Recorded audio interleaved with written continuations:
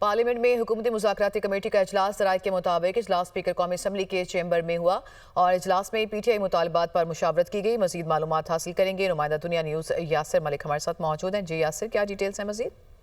دیکھیں، parliament house میں حکومتی جو مذاکراتی کمیٹی ہے اس کا اجلاس ہوا ہے اور یہ غیر رسمی اجلاس تھا۔ اجلاس اسپیکر قومی اسمبلی سردار ریاض صادق کے چیمبر میں ہوا ہے۔